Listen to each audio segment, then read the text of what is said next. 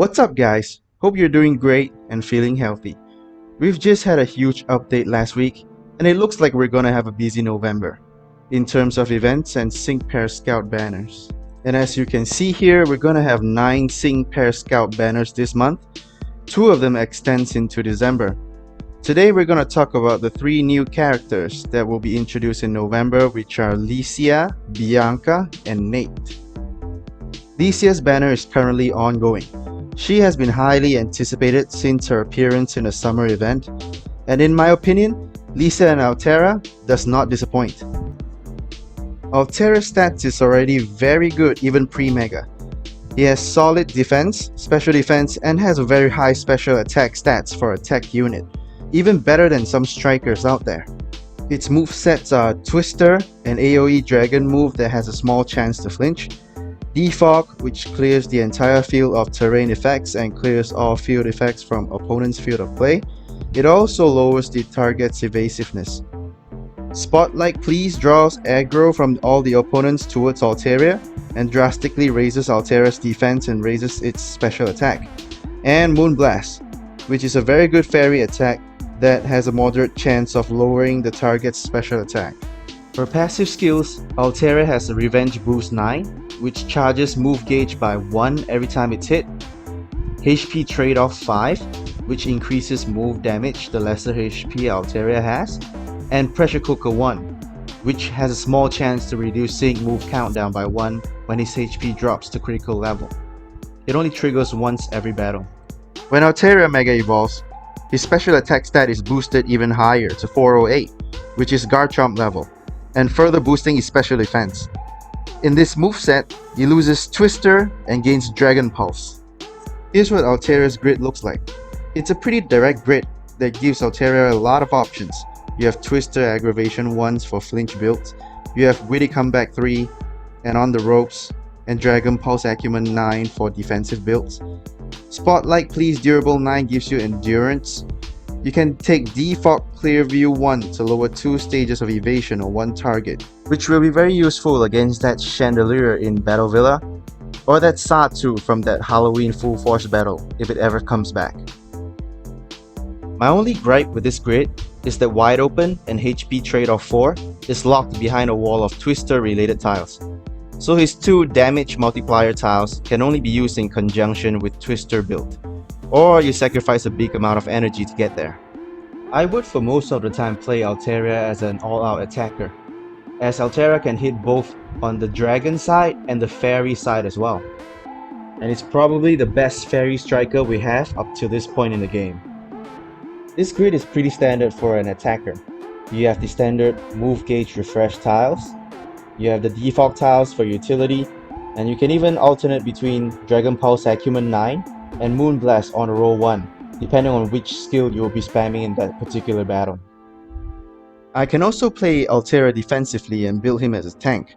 His stats are definitely good enough, and he has the tools. Witty Comeback raises special defense in a pinch, On the Ropes reduces physical damage when HP is critical, Dragon Pulse Acumen 9, Durable 9, Natural Cure, all this helps with tanking. You can choose Sand Shelter or Snow Shelter depending on your team setup. I mean, if you can spare a slot for a healer, Altaria can do a pretty good job soaking up the damage for your team. Another obvious setup is to take Twister Aggravation 1 and spread Flinch, but I don't really like this setup that much. Twister still only has a small chance to flinch, and even with Aggravation 1, it's still not consistent enough. I would still prefer Acerola and Pelosan if I'm looking for a flincher. You can still give it a try though. 36% chance for an AoE flinch is still nothing to be sneezed at. So as you can see, there are really a lot of options for Altaria, and I like her a lot. I would have thrown some gems into this banner if I weren't hoarding it for another banner, but more on that later. Next one up, Bianca and Musharna, another tech unit. Her stats are pretty balanced. Highest is special attack with 257, defense is 188, special defense is 210, HP is 587, which are pretty good. Her moveset consists of stored power, same as Will and Satu, psychic terrain, You snooze, you lose, which raises the user's defense, special attack, and special defense, and sharply raises these stats if the field is psychic terrain, and psychic, the attacking move. Its passive skill is on a roll 4, which pairs well with psychic in lowering the opponent's special defense. Musharna has a pretty good sync grid. It has everything it needs to shine in battle. In all of her roles, whether you'll be using her as a support or a DPS, one thing's for sure is that you'll be abusing psychic terrain. And even at sync move level 1, you can already get psychic terrain move point refresh to potentially spam the move. At sync move level 2, you unlock Precognition 2 to quickly charge move gauge in psychic terrain. And at level 3, you unlock Psychic Terrain Team Hit and Heal, which gives your team regen, and Psychic Terrain Pep Rally that raises your team's speed. And these are all nicely packed in a pocket, so you don't have to go all over the sync grid to get all of these tiles. I would mainly play Musharna as a second fiddle to Mewtwo or Alakazam or any other Psychic strikers. Most of them, if not all, are very gauge-intensive attackers. With this sync grid, Musharna is perfect to support them, giving them regen, act as a gauge battery, and boosting their damage.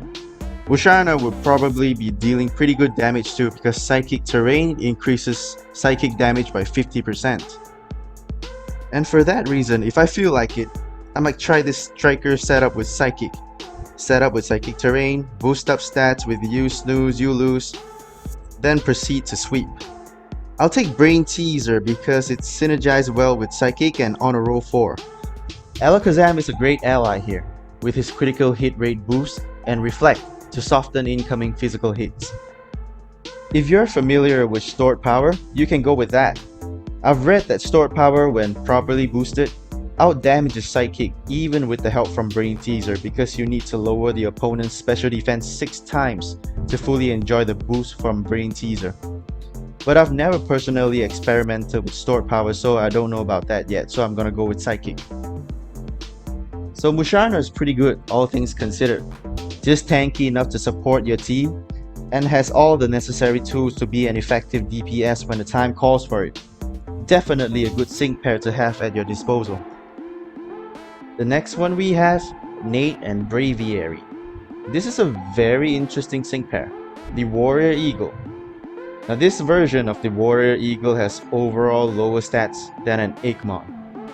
Its attack stat is lower than Feraligatr at 252, and the rest of it, yeah, just nothing good to shout about.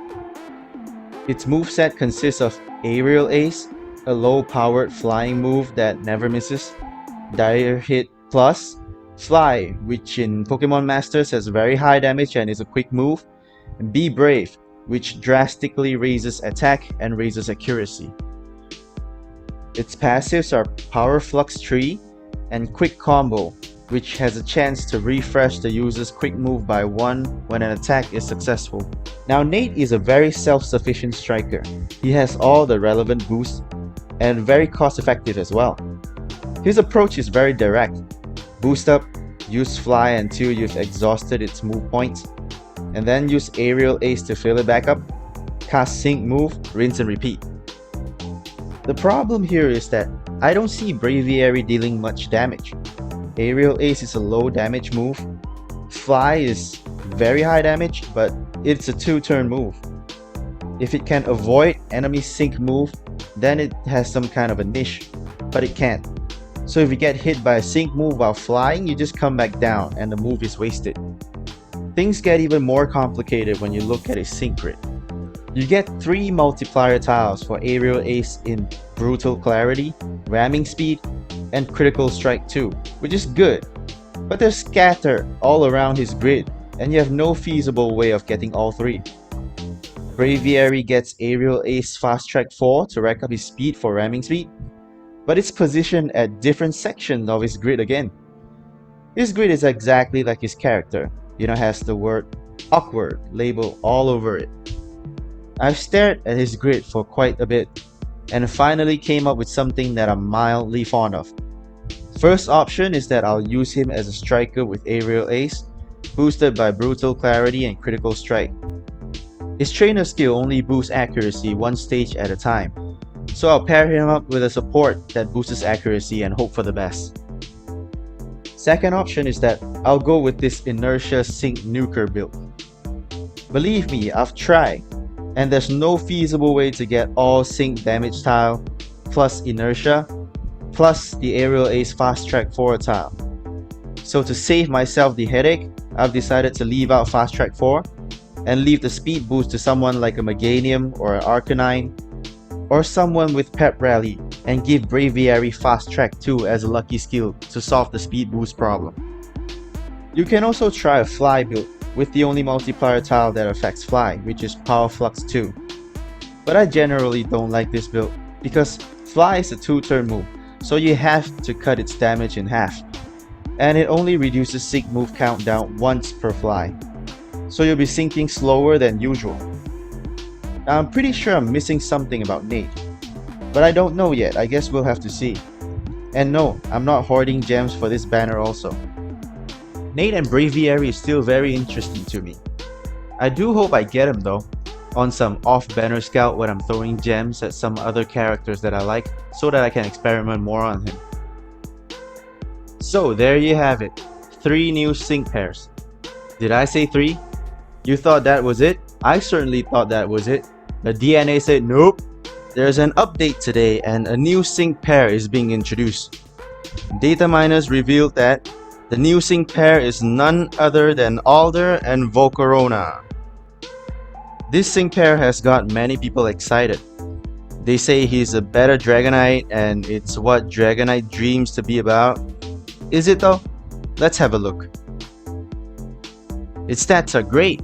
High HP, high special attack, high speed, okay defenses for a striker.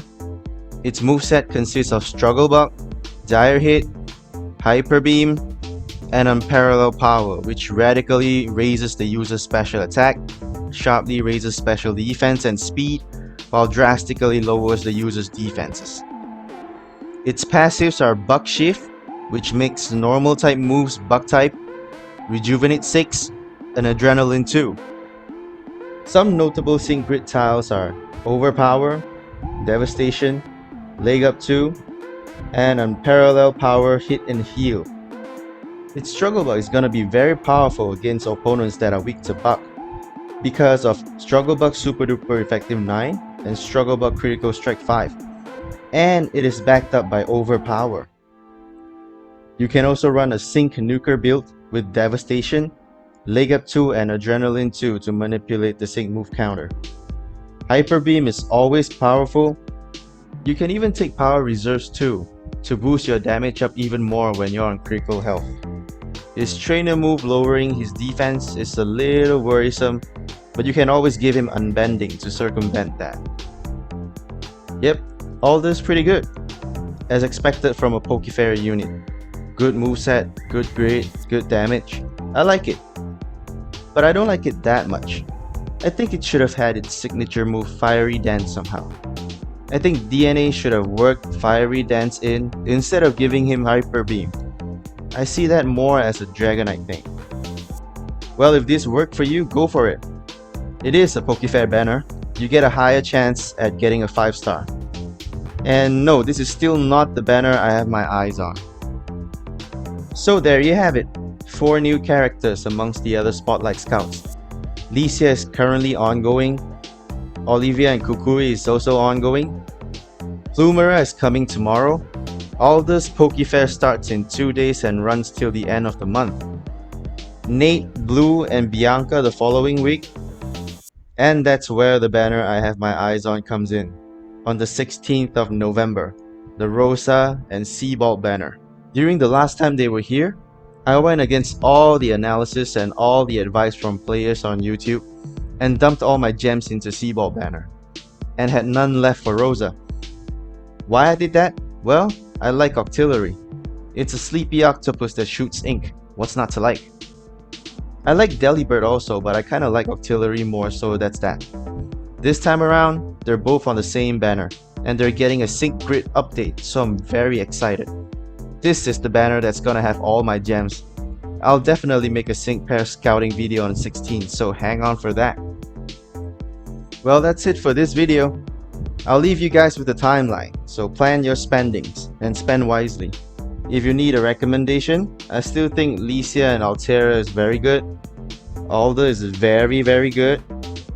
I know some of you missed out on Cynthia and Steven. You might want to spend some gems there because they're back on the 23rd November. Wherever you're spending your gems on, I wish you all the best with your scouts. Psychic and Poison Egg event is coming tomorrow. I'll probably start making a video for that. So have fun guys, I'll see you in the next video. Bye!